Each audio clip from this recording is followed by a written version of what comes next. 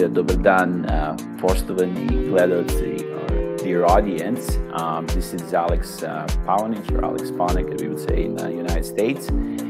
And this is becoming kind of like a pattern and kind of like a date afternoon where we are talking about how to do business in the United States. This is third presentation of our series. As you remember, a few months ago, we started with the topic, how to land your first client in US. Then a month and a half ago, we talked about how to, once you actually get that client, how to move to procurement and how to navigate some of the legal and sales waters, and to make sure that you're delivering operational excellence.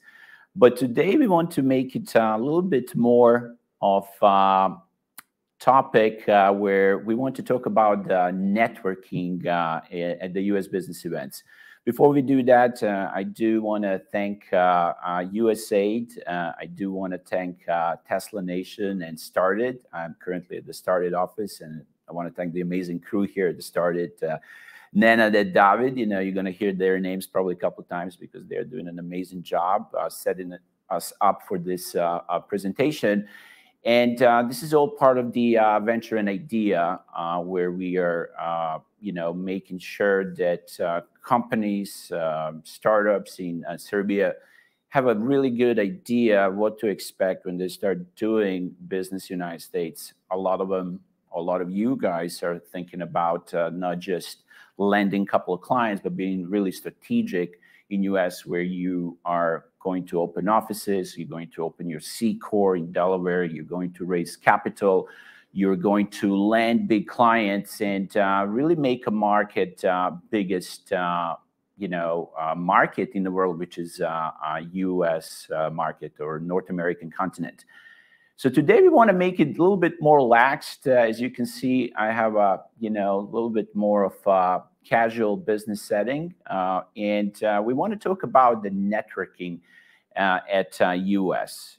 And the idea is to kind of give you do's and don'ts, but more importantly, to see where Serbian culture overlaps with US culture. And I can tell you, we overlap in so many ways.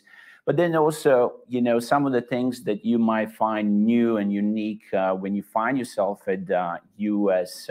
tech event or U.S. business event, the U.S. business function. And you can find those functions potentially here. Some of you guys may be going to get invited to tech events that are organized by U.S. companies. I know that the U.S. Embassy in Belgrade obviously has a big gala event. Maybe you're going to find yourself there. It's always important to know what is the U.S. Business decorum and how to behave, and what are the things that you can do, and potentially what are the things that maybe you shouldn't. So having said that, networking is incredibly important in U.S. Events are just abundant. There's a lot of them. Right now, I just got back from U.S. Last week, and I can tell you, after COVID, people are so eager to get out. There's a lot of events, and if you find yourself, making your way to US, you're gonna definitely see that there are events, left and right. And what we are trying to give you today is some tips and pointers, what you can expect and how to put yourself in the best position to provide, yourself a chance and opportunity to have what we call a value networking event. So not just show up at the networking event, but really, make the most out of it.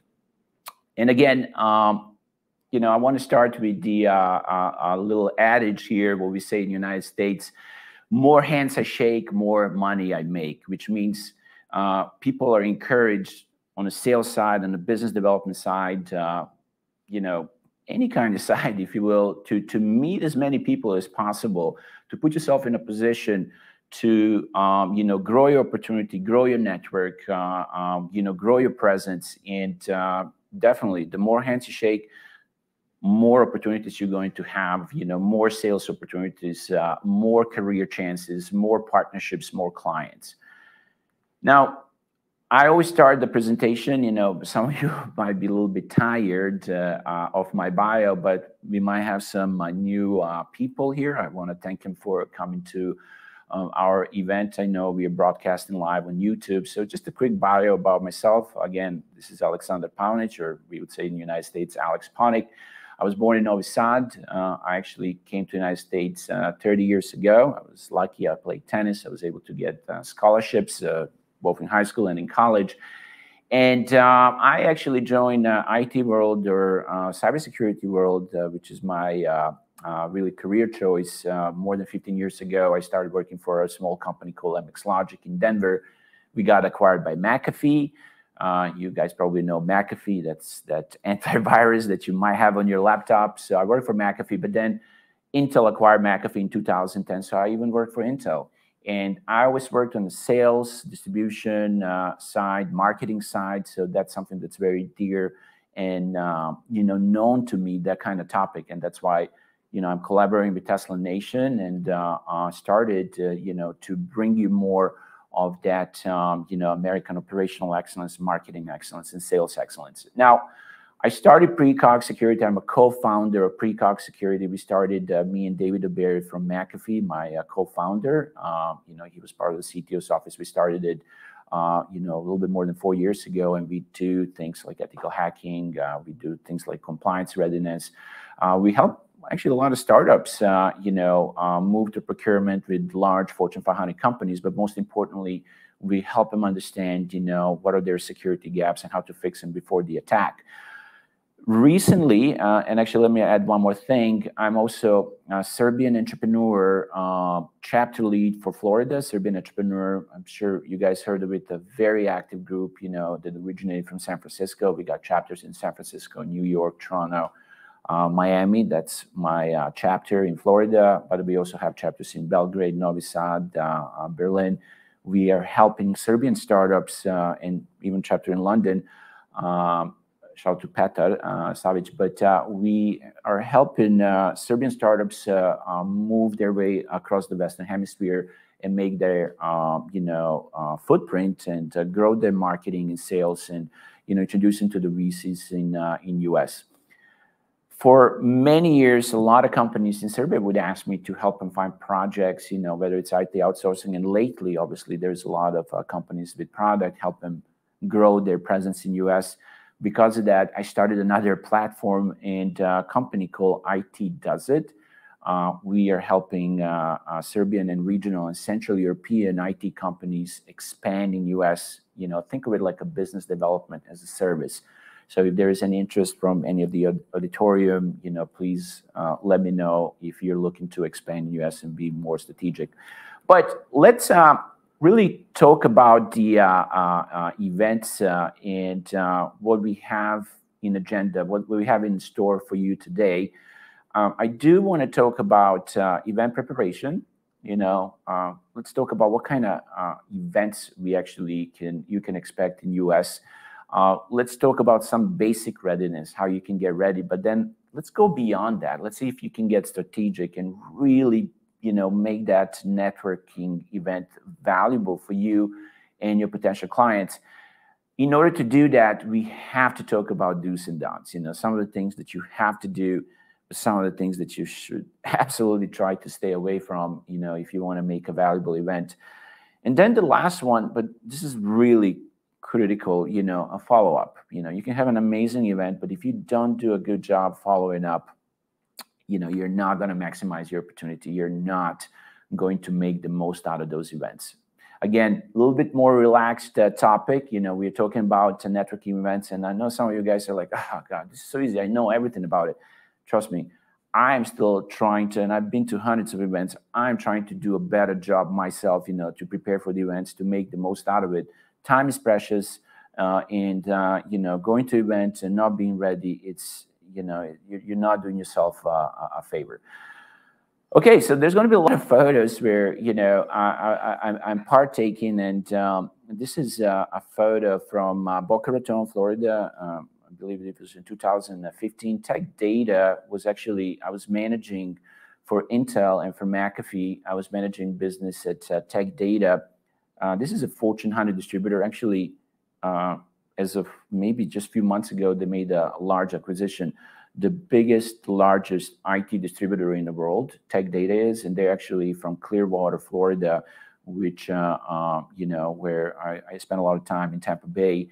And, Apple, IBM, Hewlett-Packard, Microsoft, McAfee, Cisco, all these companies have big teams at Tech Data. They understand the distribution is very important, and potentially down the road, we're going to talk about how to set up a more strategic distribution channels.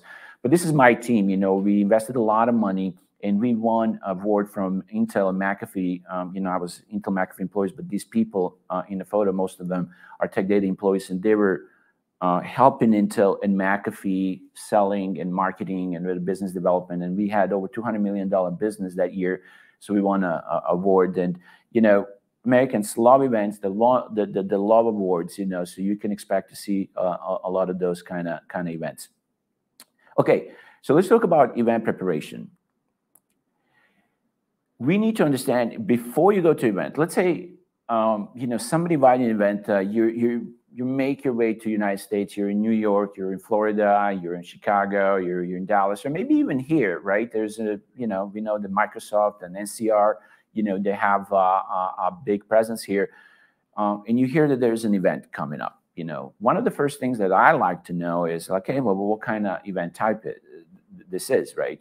And you can always ask. There's always a person that's in charge of the events, right? There's always, especially with big companies that have big events teams, and you can ask those kind of questions. What kind of events? What kind of event are we looking at? Typically, that information is given, prior to, but it's always good to know. Hey, is this some kind of happy hour? Is this going to be at the bar or a restaurant? Is this going to be some kind of outing? Is it a concert? Maybe a sports game? Maybe there's a theme, dress-up theme, Halloween. Maybe there's a nonprofit. I'll talk about those. We have those kind of events too, when you're giving back and you're doing volunteering work. Or maybe it's a gala, really like a dress to impress, like a holiday party where you have to wear a tie and really dress up appropriately. Or maybe it's a typical tech event, like an IT show, and that's what you see on the right side. This was actually taken just 3 weeks ago in Florida. I was in Tampa, and there was a cybersecurity event. Your typical setup, you see it here all the time. People are promoting their products. You're going from desk to desk and trying to learn a little bit about the companies. You have company representatives, they're giving collateral. This type of events, usually end up with some kind of happy hour and dinner. But try to figure out, first of all, what kind of event it is, and then go to the next thing. You want to be ready for that type of event. Typically, there's an RSVP, which is done through email, contact form. Please do that. A lot of times when I was starting to do these events, I would forget to do it, right?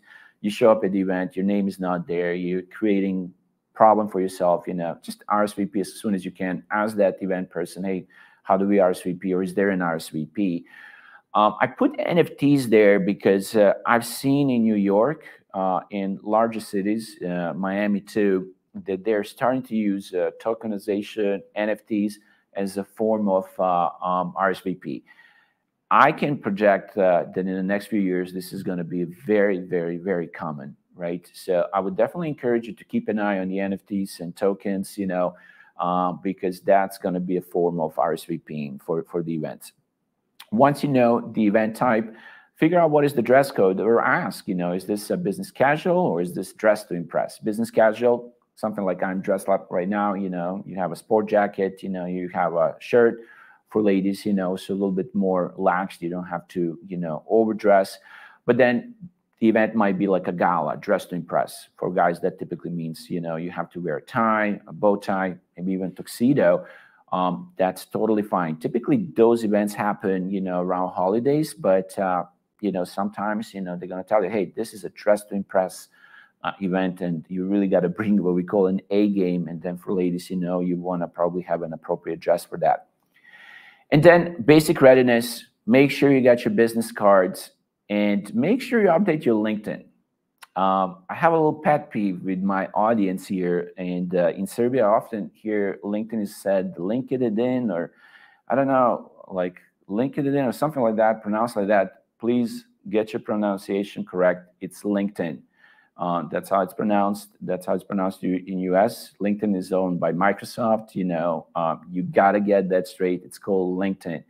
But more importantly, make sure it's updated, because I can tell you right now, and we're going to talk about these tips and pointers, LinkedIn is pretty much a business card. You want to have both. Somebody recently asked me, hey, Alex, do Americans still look at business cards?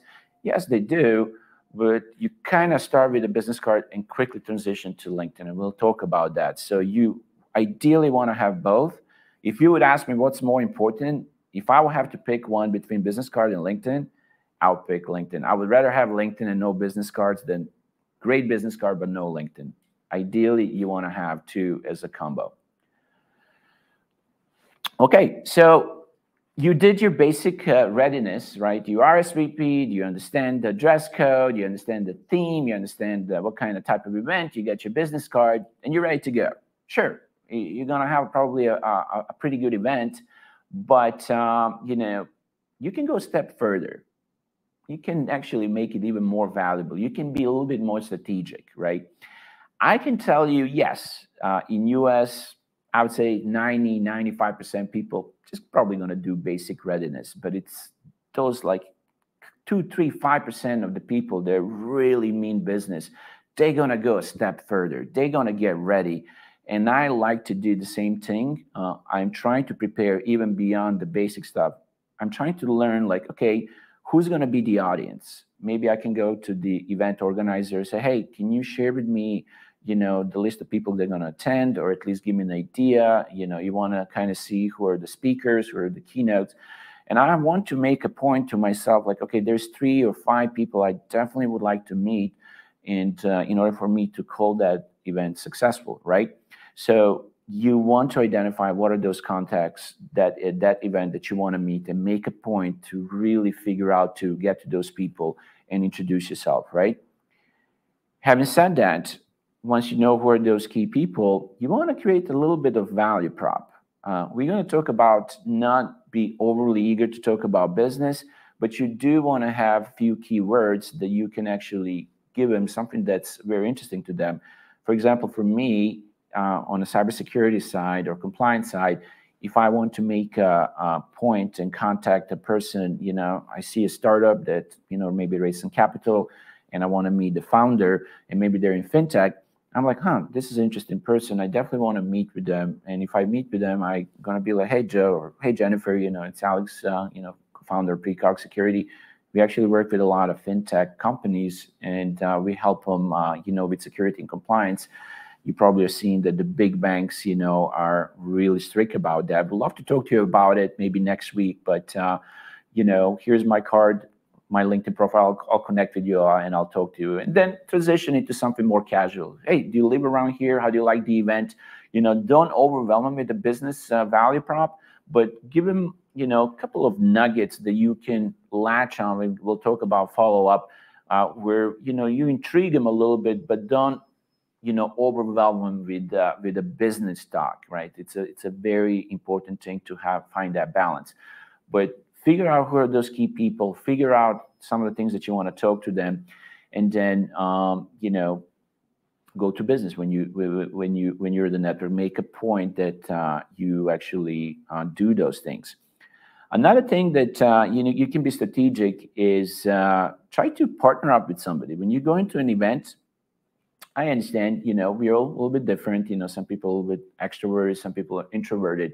But I always like to partner up with somebody. Like maybe that event, I know somebody who's going to go, and I'm like, hey, let's kind of, work together. Do you have some people that you want to meet? Maybe I can introduce you. And that person says, like, can you introduce me to these people? But try to find a partner at the event. That's typically when you can really make the most out of it. And, sometimes you're just, what we say, flying solo. You're by yourself. I'm going to give you some tips and pointers how to make the most out of it, even if you're there by yourself. But try to figure out who is your partner at the event, somebody who is also serious about making the most out of the event, having fun, but also meeting critical people. So partner or budding up is a great way to be strategic at the event. Okay, so I said there's a lot of types of events, and this is one of the nonprofits events that I did as volunteering. As a matter of fact, you know, in US, if you start working for a big US company, or if you have a big partner, maybe they're going to invite you to one of their volunteering events. You know, it typically takes place during the daylight. This is an event in Tampa Bay that we did for Boys and Girls Club of Pinellas County. That's a tremendous program for young boys and girls after school to have you know, great content and curriculum. Well, we brought great content to them that day. We were telling them how to be safe online. So it's an online safety for kids, where I'm very passionate about. I'm a big promoter of that, making sure that the kids understand basic security rules, you know, how to change the passwords, how to not talk to strangers, you know, how to not click on malicious links. But again, this is an example of an event that's volunteering or nonprofit. All right, do's and don'ts. What should we do and what should we don't do? Some of these you guys are going to say, duh, you know, of course I knew that. But before that, okay, here's another photo. All right, what's Alex doing there with this bug? What is going on here?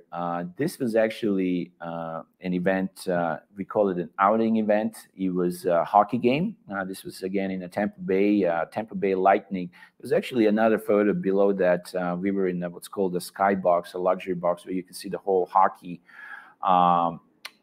field, right? Ice rink. And this is Tampa Bay Lightning. Probably one of the best hockey teams in an NHL. You know, just a little plug-in for Florida hockey. It's very interesting. It was a little bit of a culture shock for me when I moved from Denver to Florida, that Floridians love hockey. And actually, Miami has Florida Panthers, and Tampa has Florida Lightning hockey teams. And they're like one of the best teams, you know, in the hockey league. Actually, Florida Panthers are right now leading NHL, so they might win the Stanley Cup. Either way, you know, we were there outing. You know, it's a sporting event. Americans love doing these kind of things, and you know, you want to bring, you know, fun. You want to have fun. You want to meet people and make the most out of these kind of events too.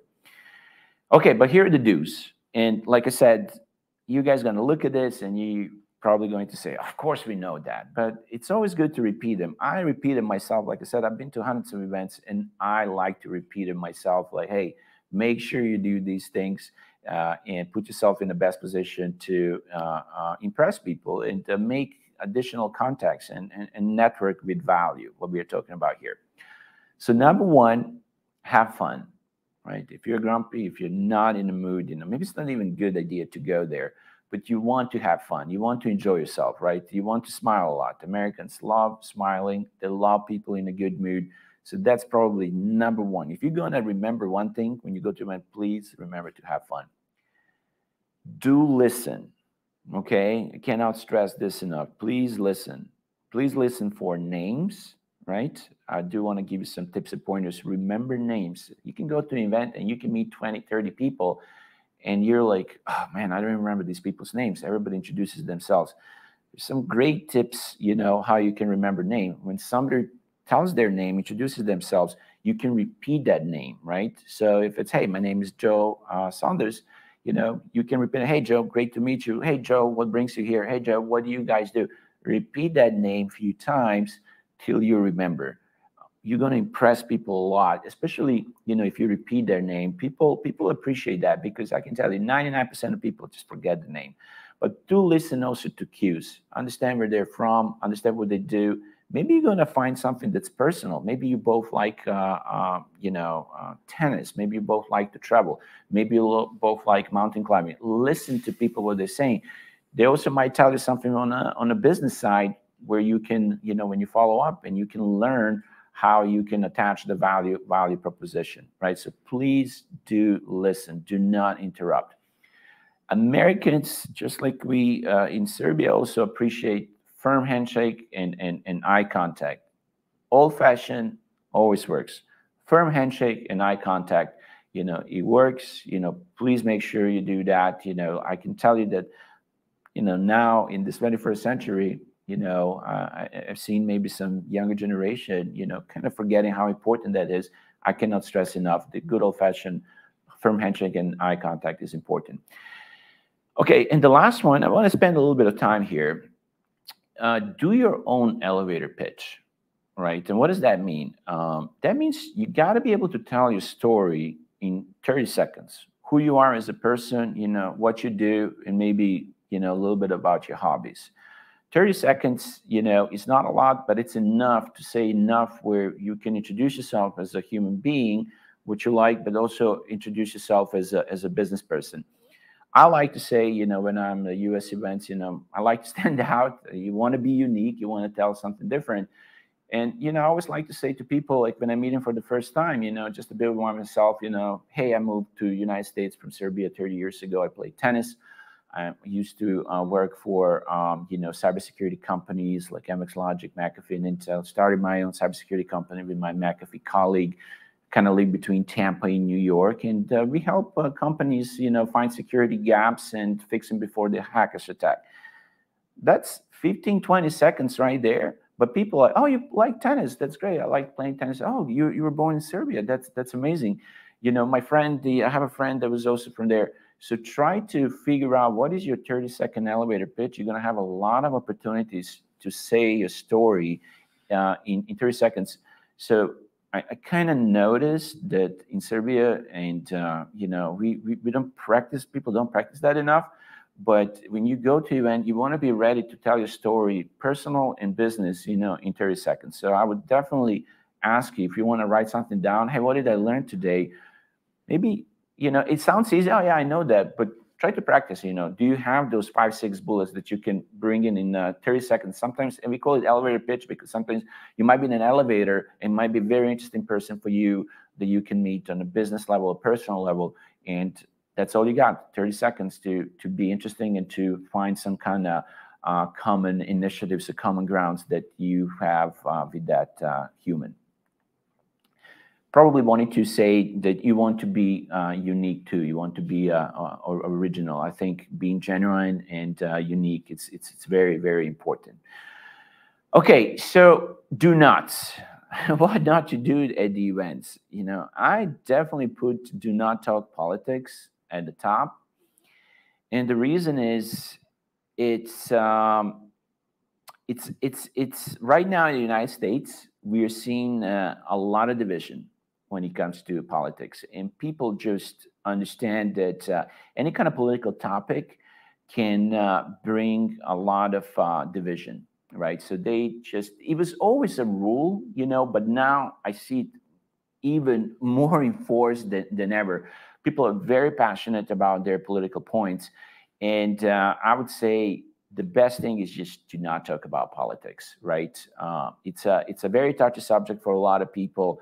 And, I would rather connect with somebody on a human level as a human and, on a business level than, on a political level. So please, if you want to make one rule, when it comes to politics, please don't talk about politics. The other one is do not drink over 2 drinks. And, we'll have a fireside chat.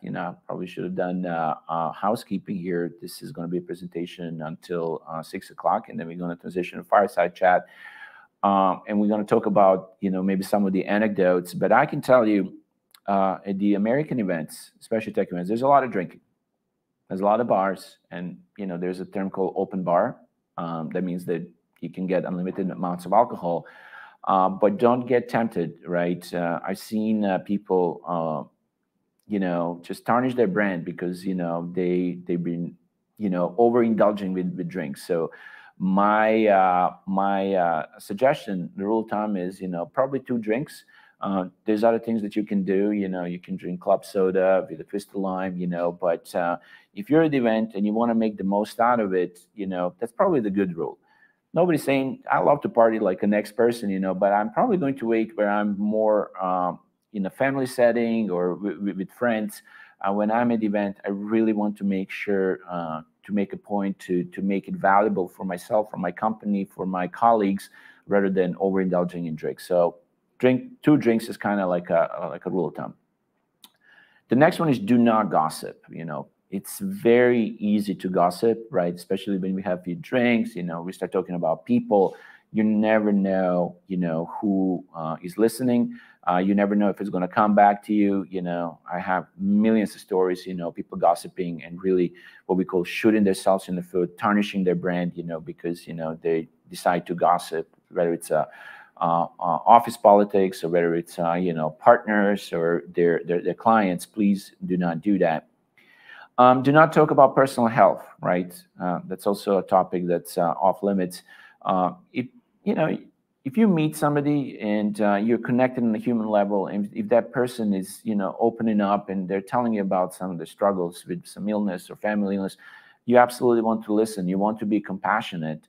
But opening a conversation regarding the personal health, it's a big no-no, right? That's not appreciated in the United States.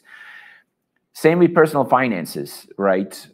It's probably one of the taboos in the United States. I've seen people open up about everything else in their life, even personal health and even gossip and whatnot, and family and cheating spouses, but they will really take an offense if you ask them about their personal finances, right? That's something that it's a big no-no. Asking, hey, what is your salary? Or how much did you make? Or that's unless people, volunteer that information, I would definitely stay away from those. I should have probably said in the beginning too, if you guys have some questions, please feel free to send them. We're going to address those towards the end and at the fireside chat. I'm sure, you have,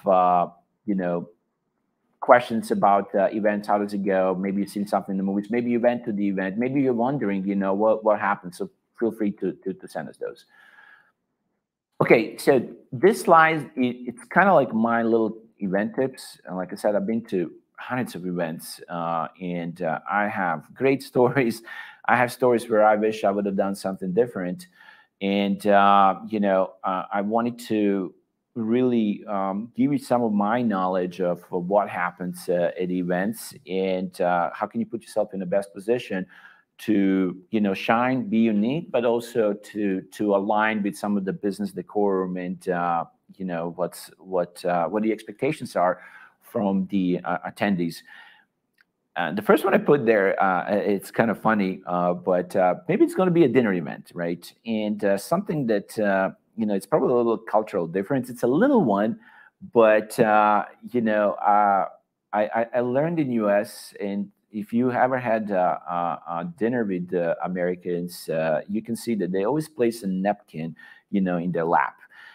And it's not a big thing, but it could be, right? When you leave that napkin next to the table, people kind of wonder what's going on, and it's drawing the attention. And it's actually useful, myself, I like to order soups, I like to have a nice big meal. Sometimes the food, if it drops, you do not want to have food on yourself. But, little things like that, it's a very American thing, there's always napkins, especially at a nicer restaurant.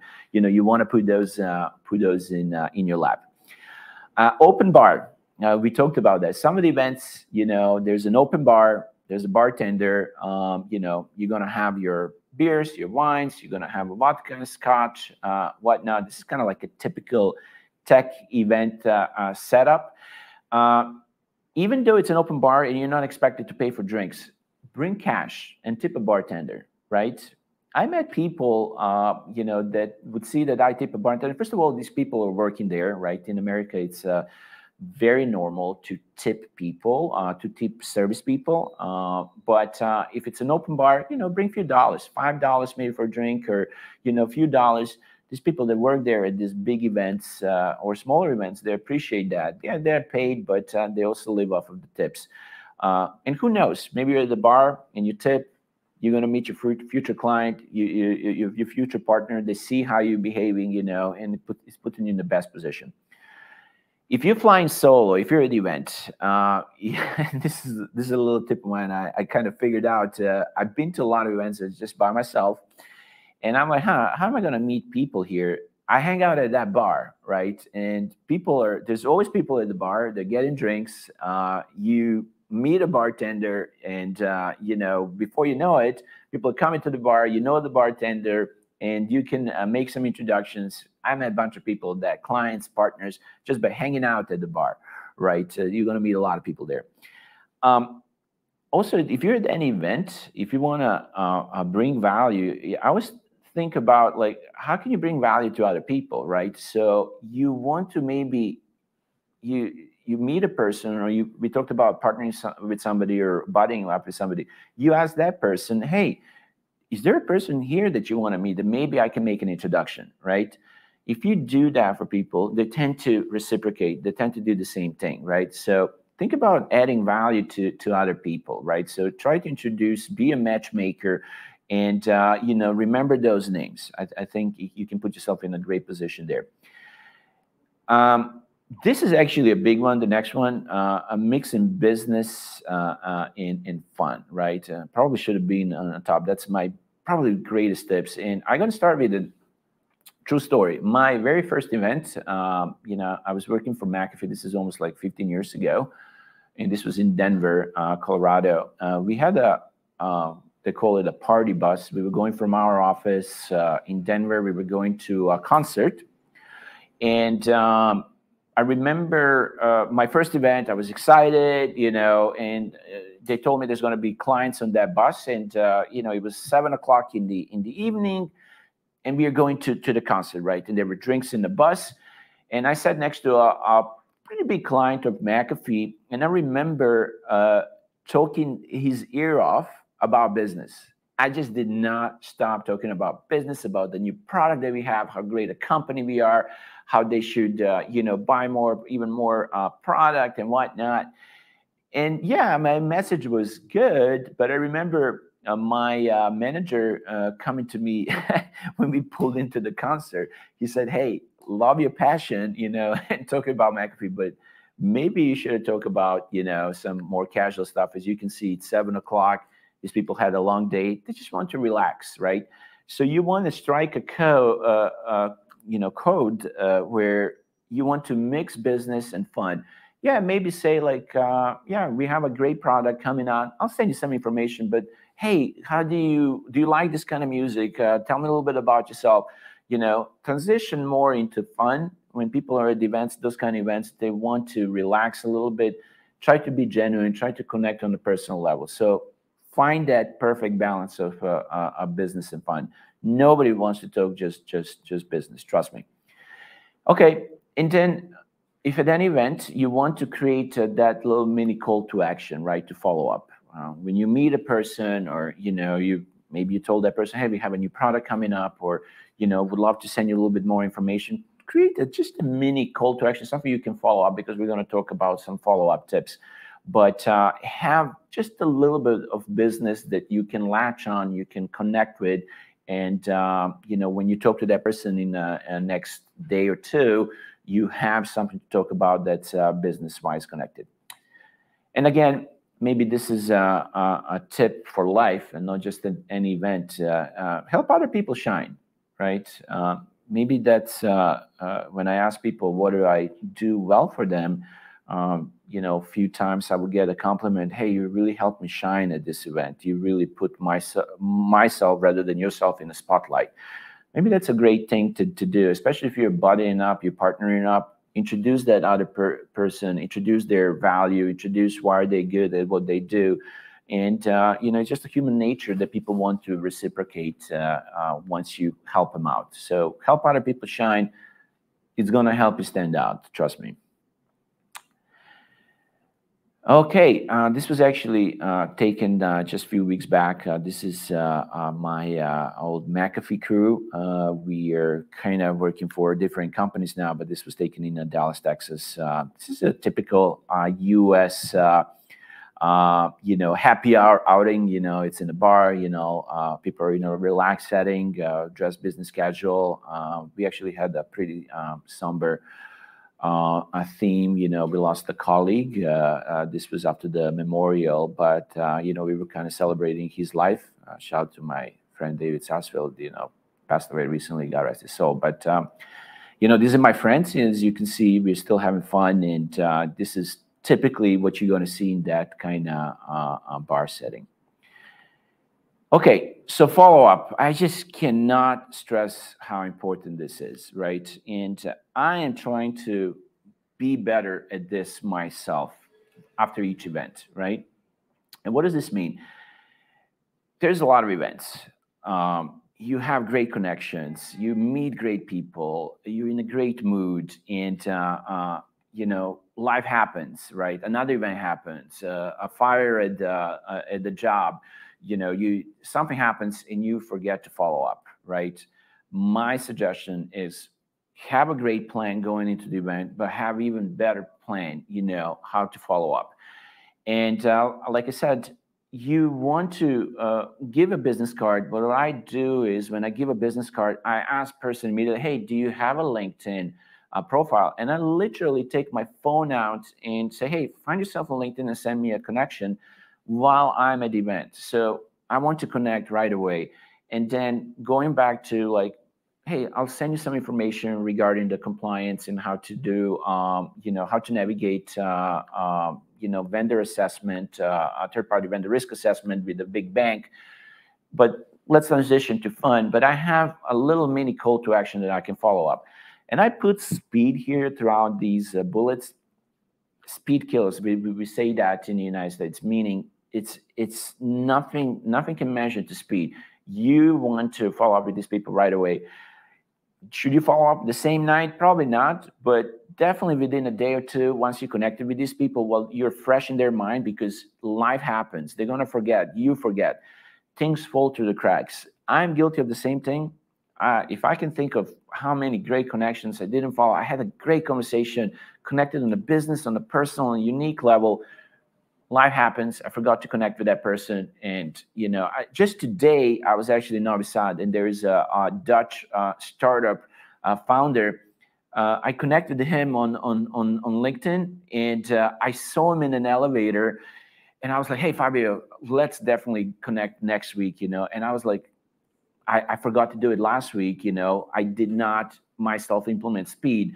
So please do that, you know. You work so hard to have a great event. You shine at the event, but if you don't follow up, you're not going to make that networking event valuable. So connect with people via email or LinkedIn, probably next day with a couple of bullets. And then, you know, with a simple message, you know, that kind of value prompt that you something mentioned, or even if you didn't mention, figure out what would be interesting to them. And then set up those appointments, right, with the agenda, making sure that, hey, I want, like, you remember we were talking about the event, how we can help you guys, you know, build a secure product. I'd love to chat with you, you know, next week. And if you have 15, 20 minutes, follow up with the event.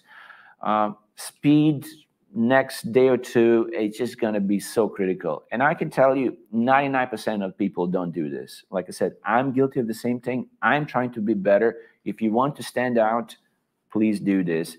I met some people in US, they're just networking beasts and machines, and they're just so good at it. They told me, Alex, if we want to make a great event, not just that you have to be ready and be strategic, but you got to follow up. And that's also going to set you apart from most of the people, because I can tell you, people meet at events all the time, business cards are exchanged. 99% of the time, nothing happens. People forget, life happens. If you follow up with your contact, they're going to think like, okay, this person means business. This person is serious, right? You're going to set yourself apart from competition 100%. So please do that. And again, you got to nurture relationships, right? Just because you had a great event, you followed up next day, you set up an appointment, you even talked to them, you know, it takes time. You might have to have a few more appointments. You might have to do a few more events. You gotta nurture those relationships, because you have to remember to be patient. Patience is the key here, but it's also a numbers game. If you do this with hundreds of people, right, you will be able to see some success, because what we say in the United States, you know, this is a very common saying and old adage, Rome wasn't built in a day. You know, and there's a second part of that saying, but they were laying bricks every hour, right? So it's that effort that really, really counts. So you cannot build a great company organization, in one day. But, all those contacts, all those events, all those follow-ups, all those appointments are going to actually add up, and you will be able to grow your business. Okay. Last, a slide, or maybe last photo from the event. This was a formal dinner at the steakhouse in Dallas. As you can see, we're having some wine here. Again, very formal here, and you can expect that you're going to have some of those events. I said napkins in the lap. These are also my ex-McAfee friends. I noticed while I was putting these slides together, there was a photobomb by a gentleman in the left side. I don't know this person, but people like to photobomb, so it's kind of funny. Okay, so here's the contacts. You guys can find me on LinkedIn, Aleks Paunić. Feel free to send me your contact. I love to talk to companies, people, give them some advice how to grow the business. Like I said, my forte, my main business is PreCog Security, where we are helping companies build secure product and making sure that they can maneuver through a Fortune 500 procurement with large American organizations. So security and compliance, that's my forte. But recently, I'm also helping companies grow their business in the United States with some of my partners in US. So if you're looking to sell in the United States and business developing us, let me know. You can send me an email, alex.paunić@precogsecurity.com, and you can follow me on Instagram. I'm fairly active on social media, Alexander303. I'm going to stop here for a second, but I want to see if there are any questions, and we are going to keep this open for a while. We want to make sure that the questions are coming. All right, so okay, we got a first question from Kurosi Swimirko. Thanks for Swimirko Kurosi. Thanks for following. Where should we look for events in Serbia? I think that we can table this question and give it to Vukašin, who's going to join me in a fireside chat. Started is a great starting point. Started is very active with announcements. So, but I will refer to Vukašin to give us some idea where they can find the tech events, or maybe even US theme-like events in Serbia. But I will start with started.rs, and like I said, their social media is very active, or they would say in Serbian, ažurirana regularly. Okay, if you guys have some other questions, feel free to send. What we are going to do now is we are going to make a very brief pause, literally 30 seconds, and we are going to transition in a fireside chat when we're going to talk more about some of the anecdotes, and again, driving a little bit deeper how you can grow, your presence and value at the networking events in US or here. I do want to thank you for your attention. I do want to thank you for your time today, and hopefully this was valuable, and we'll chat with you here in the next 30 seconds. Thank you. Hvala.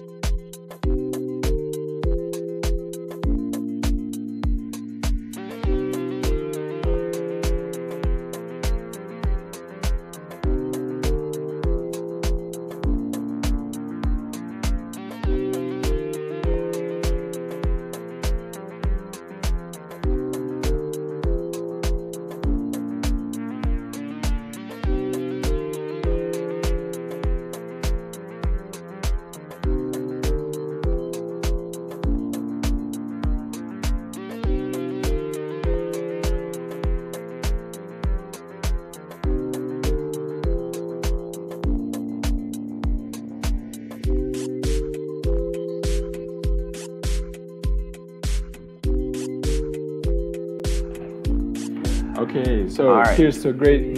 Yes. Cheers. That was. So we said that no more than 2 drinks, right? So we are doing it a little bit different. Usually what they would say in Serbia, or cheers in the United States, or salute too. Yeah. So thanks so much for sharing. That's nice and strong. Yeah, that's Nenad's own stash. So I gotta tell you, this is almost too good, because I always have too many questions. I've really tried, to like pull out something that was perhaps missing or wasn't clear or wasn't mentioned. But as I told you when you came here, because I saw your presentation earlier, even just going through the slides, I already learned a ton of stuff. And I feel like, I've been to so many events. I've been organized a bunch of events. So I feel like I've had a pretty quite a bit of experience. So starting off with the drinking, which is like this social glue of sorts, lubricant. Yeah, that's the expression I was going for. No more than 2. I kind of wish somebody told me that. Fun and jokes aside, it makes perfect sense. And I actually wanted to ask you if you wouldn't mind sharing a, I guess non-private example of some situation which could be a cautionary tale to those of us here in Serbia. Serbians are sometimes known as folks who like to drink. What kind of situation can you set yourself up and suffer from it? Do you have anything that comes to mind as an example? Because examples sometimes help people imbue those lessons even more. No, that's a great questions. Well, first of all, I want to give a shout to David and Nenad. Rake is great, Nenad, and for making this possible. You have an amazing crew here started, so we're enjoying a little bit of rakia, and that's how we wanted to do this event, right? A little bit more relaxed. I know you're enjoying spritzer, but what people have to understand about the United States, it's a drinking culture. It's a drinking nation, right? And I don't want to go too much into the historical evidence. Obviously there was a prohibition. At one point it was getting out of control. But if you're going to an event, you can expect that there's going to be alcohol. And I mentioned the open bar, right? And this is very tempting. Yes, and that means like unlimited amount of drinks. And the cautionary tales are, fortunately, and I would be very willing to share here, but fortunately, I didn't have something major. If I start digging, I can say like, probably went a little bit too far here, right? I could have made more. I don't have one where I'm like, oh my God, I had to go in front of HR, or I lost a partner or a client because of something. But I can tell you, I've seen people putting themselves in a very bad position, tarnish their brand. We kind of knew, I work for large organizations, and we would have these internal events, but then even external events. Unfortunately, we used to even joke before the event, like, who at this event is going to like really do something silly where, we were kind of joking because we kind of knew event is coming, there's going to be a lot of alcohol, and somebody's going to do something badly, right? Because of alcohol. And I can remember a bunch of stories where people, because of alcohol, they put themselves in a bad position in front of an executive, in front of an HR, in front of a partner, in front of a client. And then, the event might be a Thursday, Friday, and then that's a toughest Monday you could ever have. And it's not just people, you did a silly thing, but it seeps into business, right? A partner or a client filed a formal complaint, right? Americans take things seriously when it comes to, obviously, racial slurs, sexual innuendos, stuff like that. It's a serious matter. It's a legal matter. really. So yes, there were a lot of things that I saw. There were a lot of events I saw where somebody really overindulged in drinks, and maybe I even knew a person, and I know that they're not such a person, but because of too much drinking, you know, they would do a very silly thing, and sometimes, you know, it was a matter of a legal matter, and you know, when you talk to those people, if you ask them if they would do something different, they would definitely say, I should have just stayed like 1 or 2 drinks and, you know, not overindulge. And there's ways to do that, right? Club soda, a little twist of lime, you know, you can sip through that. You know, nobody's going to say, oh, why are you not drinking? Yeah, there's going to be some silly people. They're like, oh, why are you not drinking? But remind them you're at the business event. You have an agenda, you know. Wait for a wedding, or wait for a family outing, or wait for Slava, or, you know, whatever people do. So, you know, if you really want to, you know, kind of, you know, let yourself loose a little bit. I got it. You know, we're all humans. We like to have fun. But please, you know, it's such a simple thing, but, you know, you get carried away because it's a moment, right? And everything is going great. You're having a great night. You're trying, and then at one point you got to remember, at the end of the day, this is a business event, right? And you're here to build your brand, to build your company's brand. You got to think about your colleagues. You got to think about your partners and clients. So yes, there's a lot of those stories, and unfortunately, you know, a simple you know, stop at 2 drinks could have prevented that. Yeah, that I feel that like this is a very important topic, and probably it's not you know, mentioned as much as it should in Serbia, because, you know, drinking is sort of, you know, associated with this macho culture, which is part of the Balkan heritage, for what it's worth.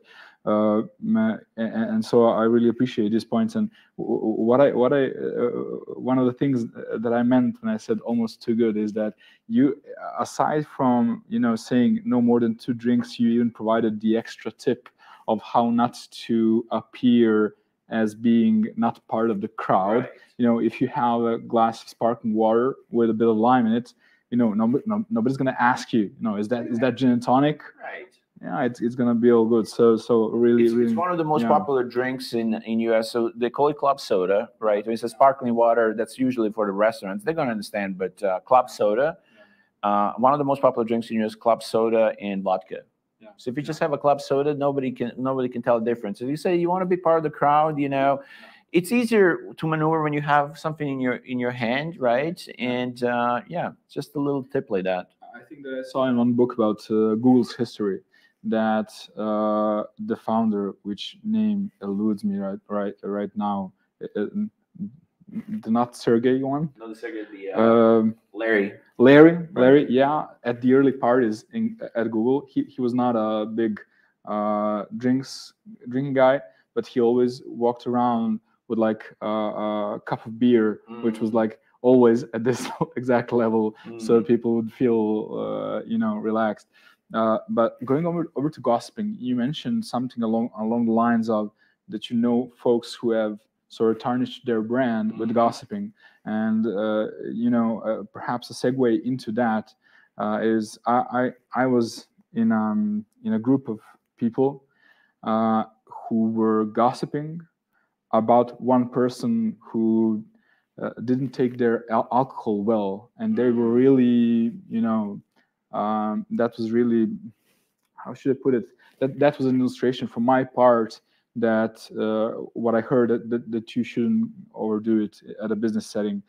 Do you have any cautionary tale, not necessarily yours, about when somebody gossips, you know, over a line, you know, or at all, and that sort of tarnishes a brand, so we can you know, sort of import that lesson even more? Yeah, I mean, again, you know, if I would dig in, you know, I can give you a bunch, but you know, I remember, you know, working for a big organization, going to the events.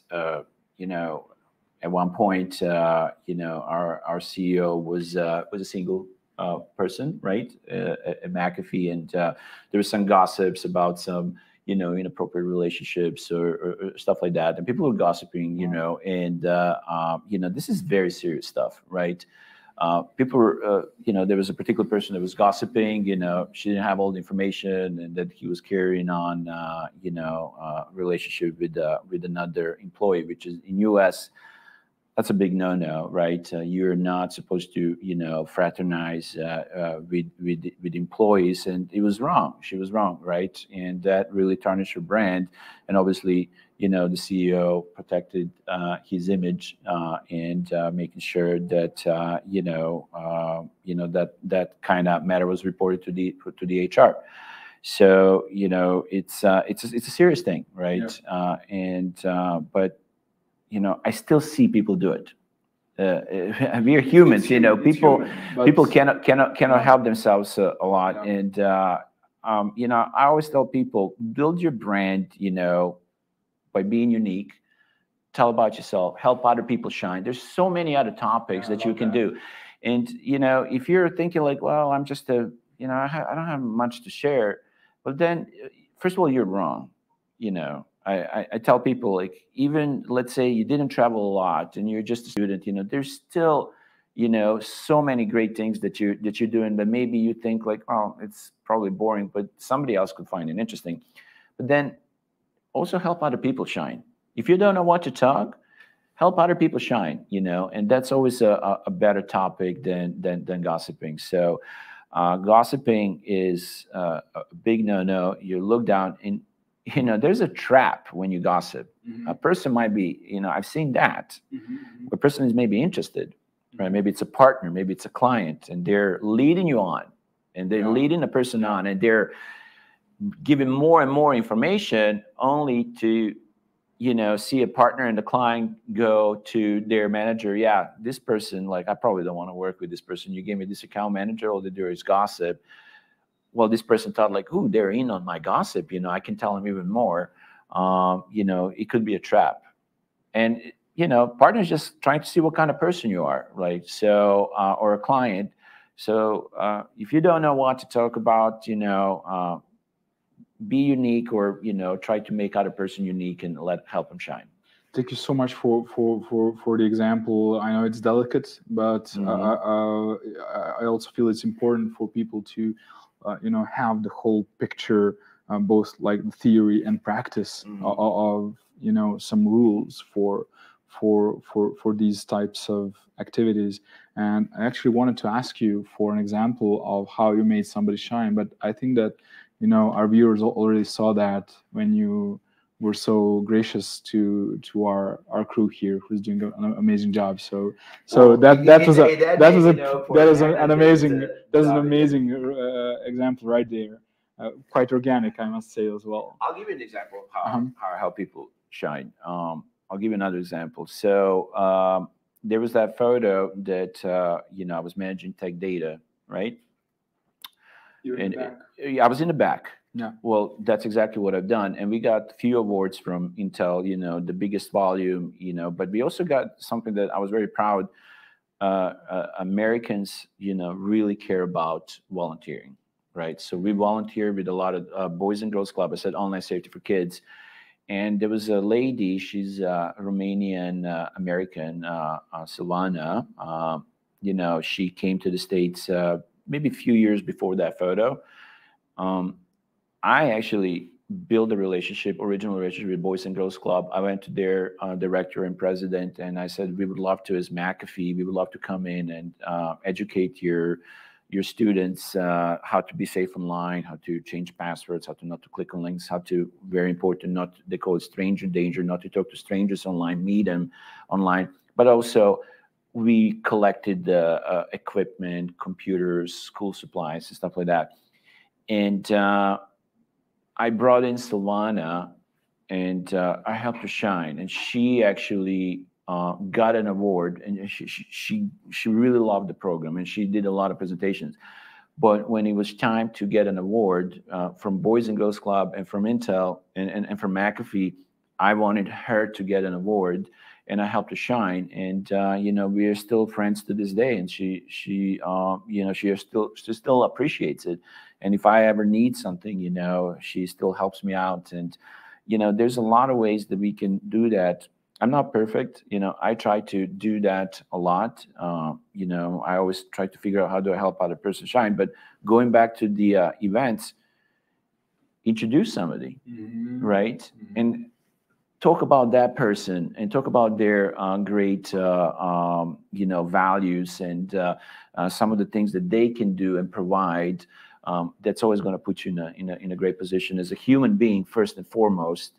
But then also, you know, somebody can be listening and somebody can say, you know what, I really appreciate what you did. You know, I would love to partner with you. If this is how you treat humans, I would love to do business with people like you. And that gets me to a thing that I wanted to ask you about. So you mentioned a couple of times connecting on a human level. I think it's safe to assume that the audience will understand what we mean by that. So you're at a business event. You're there to network, to get new opportunities, to have fun, and all the stuff that you said. If you run into a person that fits, let's say, a profile that you are particularly interested in terms of business, and there is a lack of human connection, where do you stop trying to make a connection? So there's no chemistry, even though there's a lot of compatibility to what you want. I'm not sure if I managed to pose the question. You did. Yeah. What do you do then? Well, I think it's a great question. I don't think it's a clear answer. I think we are tapping into what's called emotional intelligence. It's a very popular topic. I had situations like that. I think we all did. And I think you answered it, right? At one point, you want to back off. If you see that they're not opening up. Americans have a very interesting thing that you could meet somebody literally at the airport and they can tell the whole life story, except for the finances, right? But they'll tell you, you know, you know, listen, right? It's very easy to right away to see, like, you click with this person is opening up, right? Versus this person is very standoffish. Don't be pushy, right? Maybe just wrap it up. Hey, you know, I'll let you. When I see that the conversation is not going anywhere, I usually go, I see you want to say hi to a lot of people. Me too. You know, here's my business card. I'll follow up next week and maybe, you know, send you a little bit more information. They're always appreciative when they understand. That's a part of emotional intelligence. Like, you're not talking their ear off, right? You're letting them be. That's a sign that, okay, at least this person understood that, you know, it's not going anywhere and they'll let me be. So that could be a great cue. And, you know, that person could take maybe another look at you like, oh, okay, this person understands, you know, I was busy, I wanted to see some other people. But you have to listen. You have to get those social cues, emotional intelligent cues. And when you see that the conversation is not going anywhere, you know, probably let it be and say, hey, you probably want to say hi to me too. Have a great rest of the evening. Enjoy it. I've done a lot of those too. But then I reconnected with them and, you know, they appreciate it. So, you know, it's pretty much waiting and listening and kind of observing those social cues. On the other hand, maybe they're like very open and you know, maybe you're thinking, okay, they may be giving me too much. Maybe I didn't deserve this much of a personal information.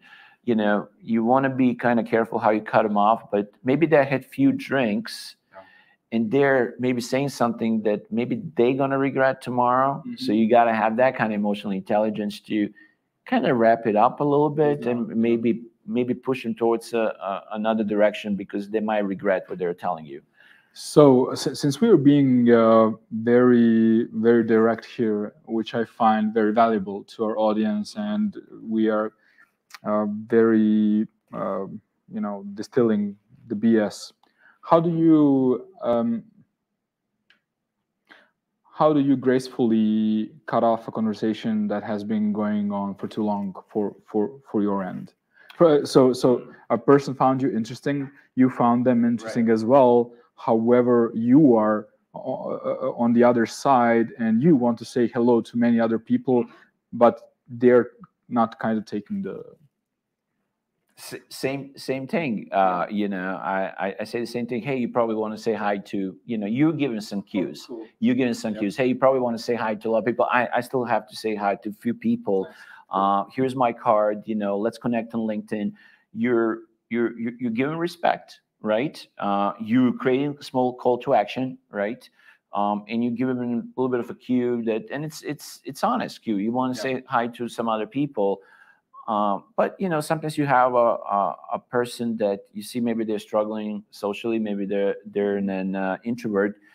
You know, I would still maybe offer them, is there anybody I can introduce you here to? You know, and maybe introduce him to a person and let him be there, right? So you don't want to finish on an awkward you know, moment. You want to finish on they call it on a positive note, positive vibe. You know, if they don't get the first cue, like, hey, I would like to say hi to some other people. I'm sure you want to, you know, here's my, you know, and if they're like gracefully accepting that, if you see if it's still awkward moment, can I introduce you to somebody, Vukasin, and maybe, you know, to David or Nenad? Yeah, can you introduce me? Great, you know, he's making great rakia. Let me introduce you there. Cool. Again, you open, I'll help you shine, you know, and I gracefully like withdraw and then move to the other, you know, people at the event. I mean, these are all basic things, but I feel like, you know, like many basic things in life, it's very easy to, you know, sort of forget them, to not be focused about them, unless you're like doing it 24/7, which few of us are. So I think it's really valuable that we go through these. Important thing when you were reading this thing, I went through the same thing when I was putting the slides together. Yeah. I'm like, man, I got to do this more often. I know it, but do I enforce it 100%? No. You know, I have to do it better. So once we put it on a paper, once we actually read it, you know, like you said, this sounds so basic. People are like, oh my God, this is like, come on, guys, this is so basic. But are you doing it? But basic is as simple is the key, right? Less is more. But it's all about execution. Are you really executing this? And especially on the follow-up. Perfect. I mean, follow-up is a huge thing that culturally we in Serbia can and should work on more. So I loved your elevator pitch, by the way.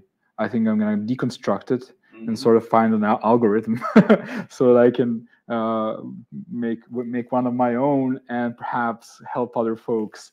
Because I literally wrote down that I wanted to ask you for your own elevator pitch, and then you just delivered it, and it was really. So let me ask you this: when I said your own elevator pitch, how would you explain it to the audience? How did you see it? What was I saying there? Sure, I have my own, but how did you see it? Like, how would you translate this to, you know, something that's regional here and for Serbian culture? How would you explain? Like, they say something like here, lična karta. I heard something like that. How would you explain to the audience? What are you going to work on right now? I think that works here. Right. I may be in the wrong, but I feel. I mean, I'm not networking in Serbia too much, to be perfectly frank. Not because I'm elitist or snobbish, but I don't get just too many opportunities, and I focus mainly on the U.S. Tech guy going to the U.S. event. How do you see it? Oh, okay. This means what to you? Well, what you demonstrated to me was very easygoing, was not self-important, was interesting on its own, and really sort of, I felt sort of relaxed even listening to the example, and I mean, I was caught by the part, oh, you helped them before they get attacked. That's so awesome, because I would guess that many, you know, and the other person was hooked on tennis. Right. So I mean, that was and it was all very short, 20 seconds or so. And my fear, and I already said that I'm not an expert, that in Serbia, if you were to start a conversation like that, people would, because of the local culture here, perhaps think that you might be self-important, that you are sort of bragging, or that you want to like have a romantic, connection with them. But I'm not an expert on Serbian business etiquette. However, for a person who has no training for networking in the US, that for me provided a perfect template, which I haven't and that's what seen we're so doing far. here. Yeah, This is what we're doing. We're trying to find, I mean, what is this exercise? This is like a third presentation now. We're trying to find overlap. Okay, this is something that we do here, right? Sorry, but then like, elevator pitch. And I learned that. I actually, my own brother, I'm trying to help him out too. Hey, he's got an awesome, interesting life, but hey, can you say it in 30 seconds, right? And that's, I guess you saw that as a challenge. I should be able to talk about myself in 30 seconds and touch on my personal life, touch on my uniqueness, touch on my business stuff, right? So find some of those things that they have. This is interesting. And let me also answer your question, like that self-importance. Yeah, you can come out of that unless you finish that. Tell me about you. If you finish with that, tell me about you. I'm also interested in you. Here's what I bring to the table. Tell me about you. And humbleness. I guess if you bake enough humbleness in there, even if you're a Nobel Prize winner, you can do. And one thing, and that's probably more than enough regarding elevator pitches. One thing that I found in your elevator pitch was also being nice to the person in front of you, because you led a conversation. You opened up, you made it easier for them to both know whom they're talking to, and especially if they are introverted, you sort of set up the conversation, so that's also a bit gracious, I would think. So one thing that I wanted to ask you, and I mean, this is just silly, but it touches on those cultural differences. So one thing in Serbia might be seen as being self-important. The same thing in the US would maybe seen as gracious and very nice. Dinner etiquette, is it something that we need to talk about? And the reason why I'm saying this is because this is something that I was sort of explained to, that it's important. So I was always minding that my knife is in my right hand and my fork is in my left hand. And then when I was in the Bay Area, I was sort of surprised when I saw that the US folks don't follow that rule, or at least some of them don't. So just a really quick question: is this something for a person from Serbia who wants to go there and network to think about at all? Yeah. Are Americans just chill about that? There's definitely 2 or 3 things that are culturally different. I gave a little example with the napkin. I should have probably add a couple more. So napkin is an interesting one. It's a little silly, but you leave the napkin. You want to put it in the lap, right? Another big one is the tab and tipping, right? There's a whole protocol, especially in a nicer restaurant, right? And there's also, like, when you're ordering, we're so used to in Serbia, you get soup first, and then salad is served with the main meal. In US, soup can be a main meal, or salad can be a main meal, and then the entree, the main courses come in. So there's a little bit of that, we can touch on, like, so yeah. In a big restaurant, you have a host, you sit at a table, you have a busser bringing the water, and then the waiter comes. So it's actually 3 people who interact before the actually waiter comes and takes an order, right? And then, typically in the bigger dinner setting, there's an appetizer that's ordered, right? And then after that, you go into the entree, and then possibly a dessert. That's kind of self-explanatory. That's pretty easy. The big one is, though, the tab.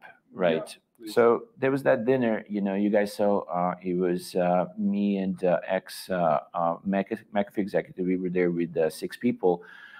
With big companies, or kind of with rule of thumb, who's picking up the tab, right?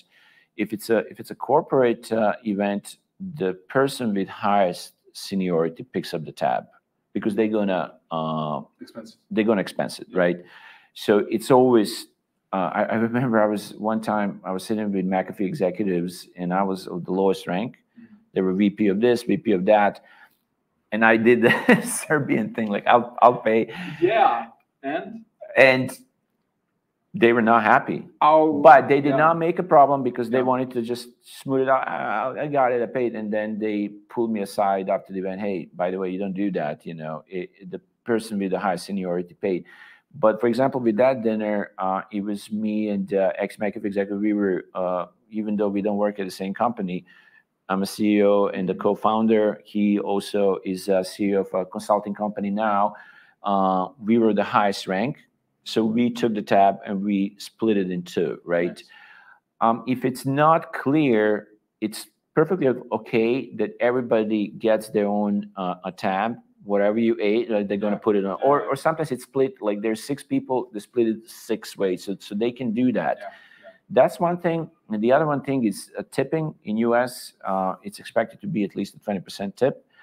For the bigger tabs, for bigger dinners, you want to see, sometimes tip is already included. It's called gratuity. 18% it's already included. At that point, you can decide if you want to add 5% more or not. But I would say that's probably the biggest difference, cultural difference. That tab when that comes, right? It's very different. And you give a card, the waiter goes, they slide the card, and then they bring it for signing. And at that point, you have to decide if you want to give a bigger tip or not. So it takes a little practice, but it's definitely different. I would definitely ask people, if you're going for the first time in the Bay Area or New York or Miami, and you're going to have a big dinner, figure that thing out. Don't be nonchalant. I'm just going to figure it out. No. Figure out, hey, who's paying? If you're going there with partners, maybe have a little chat. There's going to be a lot of people. Have a little plan for dinner. I would say that's probably the biggest difference. Yeah, here, as you know, sometimes people argue and even get violentish about who's going to pay. You want to make it smoother, but maybe another thing is you're taking out a partner or a client. You're expected to pay, but it gets a little tricky with a partner. Sometimes partner is like, I'm a vendor. Sometimes my partner is going to be, hey, you're a vendor, you're helping us make money. But then sometimes I'm like, well, you're a partner, you're helping us resell our services. So I would say most of the time I want to take care of my partner because they're ordering services to us. But think about those things, right? There's an etiquette, and don't make it awkward when that tab comes, smooth it over. People don't like those kind of going back and forth. It just makes it very, very awkward. Probably connected to the personal finance thing. So generally, money, even though we are all there to make it, is a bit taboo. So have a plan and be concentrated on it. So Florida has hockey. That was amazing. We don't have to go into that. I just had to mention it. I saw the photo from your most recent get together, and I saw no masks. So I guess that my question is: so is COVID over in the US event wise? Yeah, that's a great question. And sorry for interrupting you there. The reason why I'm asking is that it seems looking from the side that there's a lot of passion, there's a lot of divisiveness regarding COVID. So yeah, that's the reason why I'm asking that question. Unfortunately, a lot of things are very political in US. When it was when COVID became obviously a big thing, when we had a pandemic, states were kind of divided. If the state had one political party in charge or another, that was kind of decisions on COVID were made like that. Probably the most strictest states, and they were very similar to our rules, were California and New York, right? You had to have masks, and then later you had to have vaccination. Probably the most relaxed states when it comes to COVID were like Florida, right? There was only maximum enforced, maybe just like at the beginning, like for a few months, for 6 months with COVID, and then it was really kind of gray area where some of the cities or some of the businesses were enforcing it, some were not. But what's going on right now, it's very relaxed, right? But if you're coming to the States, you should definitely have your vaccines. You should definitely bring your mask. I would say if you're going to California, definitely they will, most of the places will ask you to have a vaccination or to have a mask. New York had it literally 2 months ago. They were asking, I actually took 3 Pfizers in Serbia, and they were accepting it. And kudos to whoever does the Pfizer document, you know, they had an English translation. Thank you for doing that and not making us do English translation. So you had a Serbian, but he also had English. So that definitely worked. Combined with my passport, they were asking for vaccination going into the restaurant, and you were supposed to have a mask going into the restaurant. And then when you sit down, you can take the mask off. That's gone. Yeah. I was in New York last week. Nobody asked, you know, I think officially they're not asking. Florida, definitely you don't need that. But if you're coming to US, still best rule of thumb, bring your vaccination card from Serbia. Make sure that you have obviously that English translation and bring the mask. And PCR, I think you got to check with your, since we already talking about COVID, you probably want to have a PCR. That's just for the plane. So that's your best shot. But once you're in a you know, restaurant, unless you're in California, I'm pretty sure you're going to be good. And we're kind of on the path where it's just going to go back to quote unquote normal. Yeah, I'm one of the reasons I asked. I mean, you really sort of rounded it up in a way that I think I'm seeing it. Unless you're in California, you're good. Over there, I guess lead with the mask, and then, you know, read the surroundings, and you will pick up on the etiquette of the locale you're at. So politics. What if they talk about politics? And what if you're in a group setting? What if you're in a group setting, and even though you are in a group of executives who are, you know, educated, you know, smart, capable people, yet the atmosphere is sort of is such that if you're not with them, you're almost kind of against them, which is weird AF. But I'm seeing that, I'm feeling that. Do you have any thoughts on that? How to navigate that? Not easy, not easy. I can tell you, most executives are not going to do that because it's so touchy now. Things are very fluid, changing all the time. The elections are coming, right? Obviously, there's a whole, you know, war in Ukraine and everything that's going on. This is a very important topic right now in U.S. There's no clear answer here. You have to rely on your emotional intelligence. You know, my rule is still don't talk about politics, right?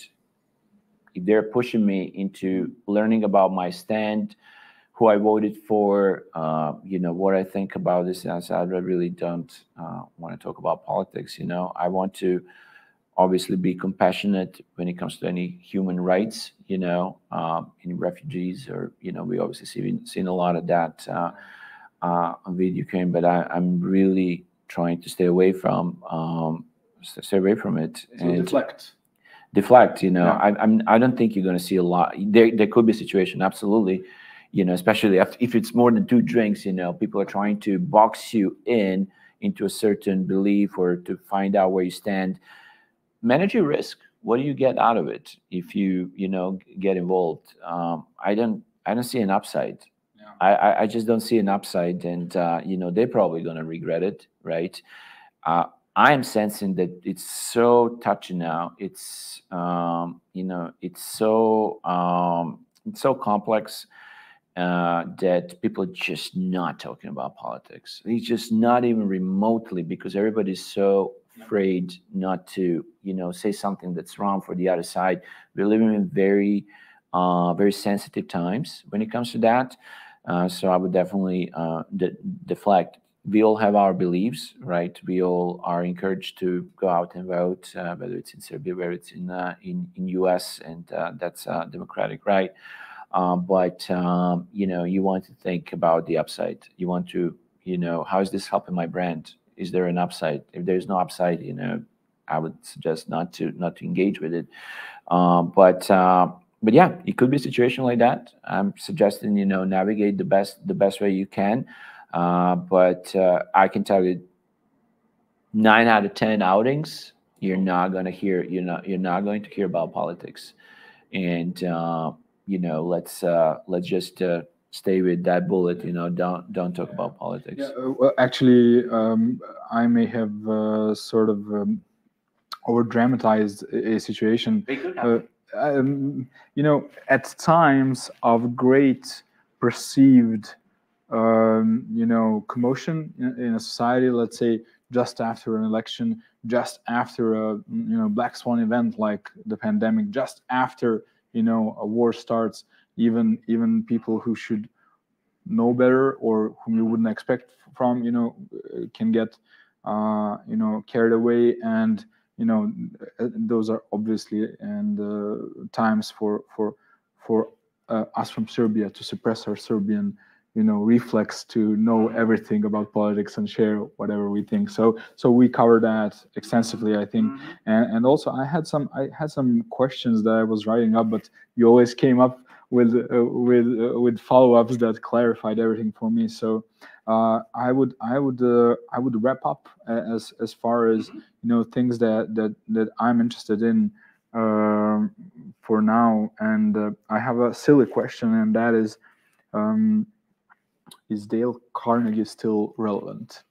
And these are the reasons why I'm asking this question. So you mentioned remembering people's names as being very important. You mentioned you know, repeating their names to them while you're engaging them. And one of Carnegie's, and for those viewers that haven't heard of the name, that's the author of a very important or very I'm gonna say very popular book about being how to the book is called How to Make Friends and Influence People, which sort of sounds a bit you know, cynical. However, I've seen a lot of advice from seasoned and experienced and very successful American tech entrepreneurs and executives who mentioned that book repeatedly. So is Making Friends and Influencing People, the book, a good piece of material to, you know, sort of import if you're going out to network in the US? Yeah, absolutely. I mean, that's one of the great books, and you know, I think we're going to be seeing in the future a great mix of great books, but you know, we're kind of moving into a very dynamic environment where there are some tremendous people that you can follow, and they're really writing great content. We mentioned Twitter last time.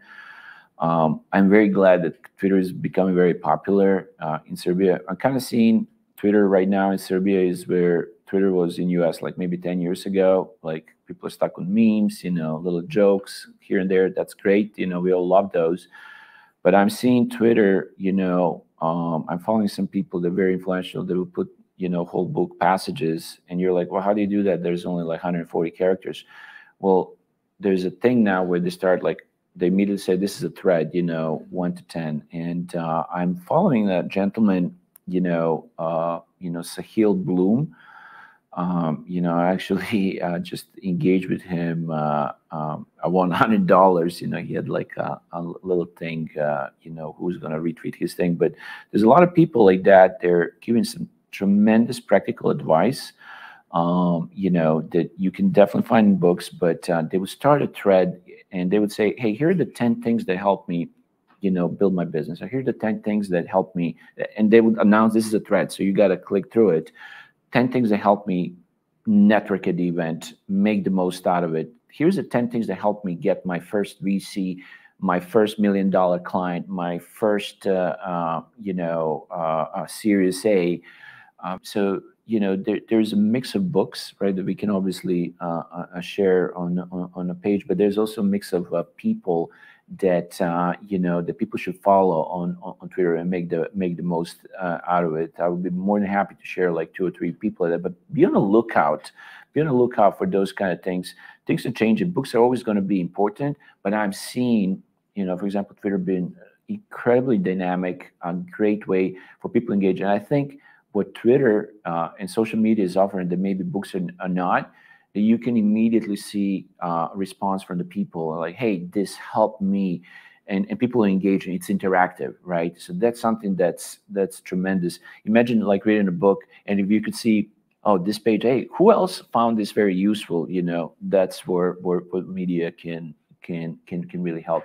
So yes, great shout out to that book. But yeah, I would encourage people to do a combination of both a book and follow people on Twitter and LinkedIn, because they're giving some amazing topics. And then interact. We call that a digital cocktail party, right? Maybe that could be a topic for next time. Digital cocktail party. There's events, right? But there's also, events online where you can. There's a whole new etiquette, whole new role, how to engage in conversations, discussions, whole online digital community, and how to make the most out of it too. Yeah, especially, I mean, the dam has broken with COVID regarding online communication and online connections between people. We got another question, which is really interesting, and I think that it might be a great way to sort of wrap this. Yeah, actually, one just popped in right now, so perhaps we can get those 2 up and yeah. Okay. Well, first of all, thanks, Alexander. We have a namesake for following, and let's read the question. What's the best, optimal, and worst result we can expect up to the networking event in the US? Okay, so we got best and optimal. That's the best, right? So we like, what's the best and what's the worst, right? That's a good one, right? So I probably should have had one of the bullets. What is your goal, right? I actually challenge people before the meeting, before the event. Hey, what is your goal here? What are you trying to accomplish, right? So perhaps my goal going to event, I really want to meet these 3 people, and I would like to set up an appointment with them after the event, right? So I like to put goals before the event, and then we have some metrics, and then do that. But again, everybody's goals is different. If your goal is just to have fun, I had a blast, I just wanted to relax, that's fine too. Actually, there was an event, my friend told me she's in Berlin. She's one of the founders, Institute of Berlin, and Elon was there. He was opening a factory, but he was partaking in events for 3 days. And Elon said, I just want to have fun. I just want to be a regular person. But obviously that's Elon, who is arguably one of the most successful tech entrepreneurs of all time. So his goal was to have fun, right? My goal is like, I want to get there, so I want to probably meet. So probably the best and optimal result is figure out your goals, right? Maybe to meet some people, maybe learn about a new product. And then once the event is done, have you accomplished that, right? And then on the other side, the worst result is like, well, tarnishing your brand. I think you kind of covered that. Tarnishing your brand. You didn't meet your goal. You tarnish your brand, right? Probably the worst result is like, oh my God, I did not present myself in a full light. I did not help other people shine, right? I did not meet my goals. I had goals to meet these people. I did not. So even if you had a bad event, I think it's important to say, like, learn from it, right? Because another event is coming, right? Don't be stuck with, we all had bad events. We all had, a not optimal event. But I would say the best event is, when you set your goals, maybe to meet some people, to learn about your product, to meet that key person. And then after the event, you actually were able to accomplish that. The worst is if you didn't do that, and maybe you tarnish your brand and you have to kind of build it from scratch, right? So, and one for the closer. Mm-hmm. We got Daniel Ashen, and thanks Daniel for watching. Okay, do you have any networking party tricks? or hobby suggestion examples for us. Okay, for example, one of the important people at this event on stage and play guitar, sang with the band. Okay, and I'm assuming this is important. That's the key people you want to meet. All right, so this is part of that being strategic, right? I like to learn about these key people. You know, in US, 99% of the people have a LinkedIn profile, and they're actually very good at updating those. They're really good at getting the references in. You know, you can learn about person a lot from their LinkedIn profile, whether it's on a business side, but also personal side, right? It's kind of becoming LinkedIn's kind of becoming this a Facebook profile, like on a business side, but they do touch on some of the personal hobbies, right, of theirs. So maybe you can get prepared and learn. You know, okay, there's an event coming. The key person, you know, you can see maybe they're going to play a guitar. You know, connect with them with that. Maybe you play guitar, and even if you don't, you know, ask them about this is that great a tip that I can give. Don't make everything just about business, right? People are you know, very successful people. You'll be surprised how much stock they have in their personal life, right, in their hobbies.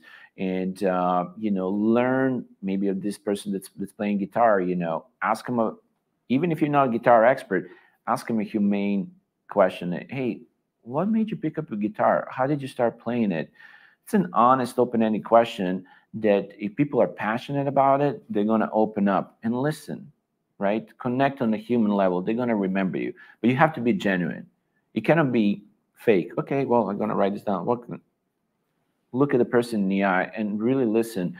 If guitar playing is their passion, you know, ask them, you know, hey, what was the most memorable, you know, playing that you have? What's your favorite song? You know, do you like Bob Dylan or Led Zeppelin? Who's your favorite guitarist? Jimi Hendrix, right? Try to connect with them on a human level, and that's gonna, you know, set you apart. At the end of the day, we're all humans, right? And yes, we're doing business, but you know, without being too philosophical, you know, you're gonna remember probably that kind of humane conversation, you know, rather than, you know, a couple of slides, a couple of bullets, because, you know, like I said, we are humans, and that's how we connect. Alex, this is literally amazing for me at least, and I'm positive that it has been and will be in the future for all of the folks who will be viewing this video. So thank you so much for taking the time to put this together and for sharing it with us, and being as open as you are, you know, about some, you know, things that might be harder to find online or might be harder to hear from some other folks. So thank you so much for being as open as you have been. And I would like to also obviously thank all the folks who have been with us tonight, and all of you who will find this video useful in the future. Obviously, thank you so much to Nenad and David for making this such a great event. And well, we'll see you soon again. Have a good one. Bye. Thank you. Bye.